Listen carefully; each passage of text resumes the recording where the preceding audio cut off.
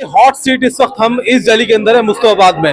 Hot इसलिए भी बताई जा रही है सीट क्योंकि यहाँ पर 40% के अंदर त्रिकोणीय श्रृंखला और 60% में एक तरफा सीट जो कई रुझान दिखा रहे हैं। असलियत क्या है, यहाँ के एक मौजूदा कैंडिडेट हैं आम आदमी पार्टी के, जिनकी खासियत यह है कि वो तीन अहम चीजों पर, तीन अहम मुद्दों पर जो है अपने चुनाव को लड़ रहे हैं। शिक्षित, विकसित और एक बात और कही थी, सुरक्षित।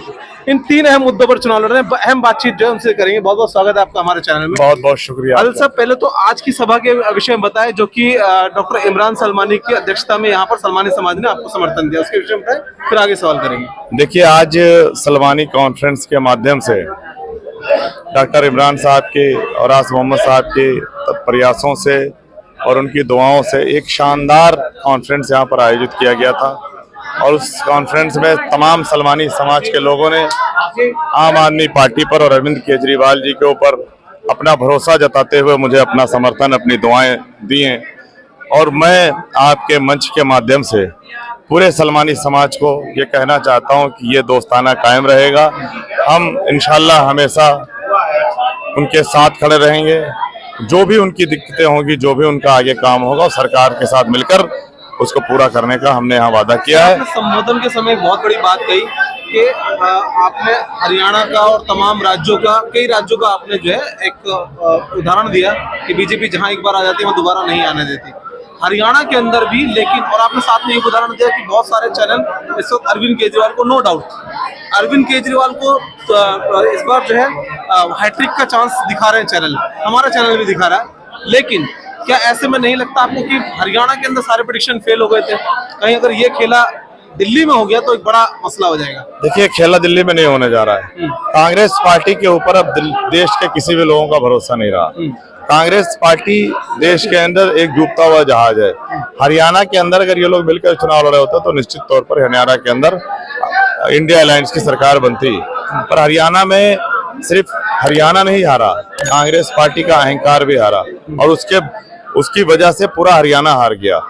आज दिल्ली के अंदर अरविंद केजरीवाल जी काम के नाम पर वोट मांग रहे हैं। इस देश के अंदर पहली सरकार है और पहला मुख्यमंत्री है जो 5 साल सरकार चलाने के बाद डंके की चोट पर यह कह रहा है कि अगर हमने काम किया है तो मुझे वोट देना, और काम नहीं किया है तो वोट मत देना। आज पूरी दिल्ली मुट्ठी बांधकर एक साथ खड़ी है और अरविंद केजरीवाल जी की काम की राजनीति को आगे बढ़ाने जा रहे हैं। देश के प्रधानमंत्री को भी चैलेंज कर रहे हैं, आपने हिम्मत है तो आप इस बात को कह के दिखाओ। नहीं कर सकते, प्रधानमंत्री जी नहीं कह सकते, क्योंकि प्रधानमंत्री जी जुमलेबाज हैं। प्रधानमंत्री जी ने इस देश के लोगों से झूठे वादे किए हैं। प्रधानमंत्री जी ने कहा था हम 2 करोड़ रोजगार 1 साल में देंगे, आज 22 करोड़ रोजगार मिलना चाहिए था।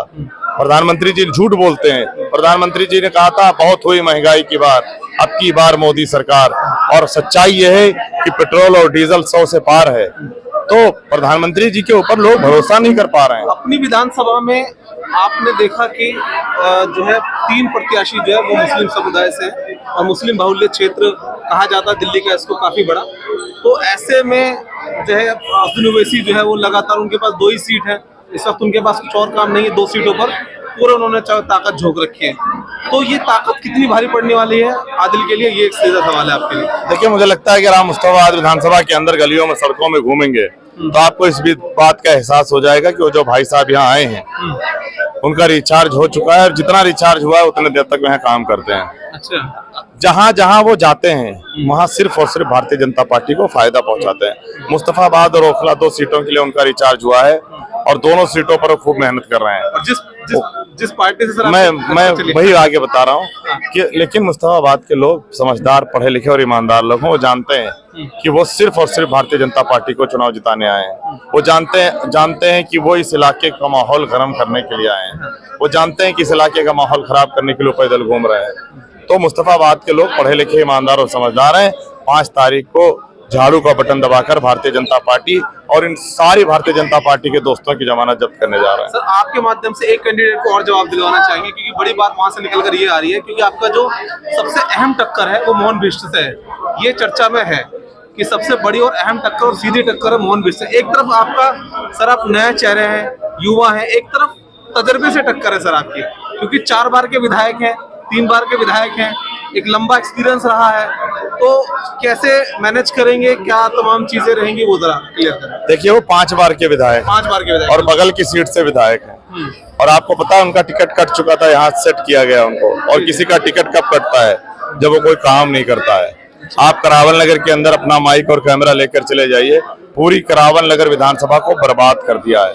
आज करावल नगर विधानसभा दिल्ली की सबसे पिछड़ी विधानसभा में गिनी जाती है।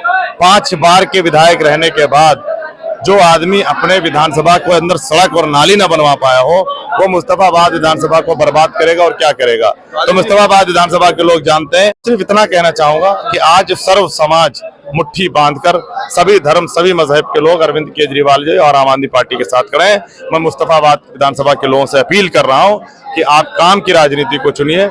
हम आपके बच्चों को कलम देने की बात करते हैं, वो नफरत बांटने की बात करते हैं। हम चाहते हैं कि हमारे बच्चे पढ़ लिखकर IAS IPS बने, डॉक्टर इंजीनियर बने, और वो चाहते हैं विधानसभा का नाम बदलना। वो कुछ नहीं करेंगे, वो सिर्फ लड़ाई झगड़े वाली पार्टी है। हम काम करना चाहते हैं, इसलिए काम के नाम पर, अरविंद केजरीवाल जी के नाम पर मोहब्बत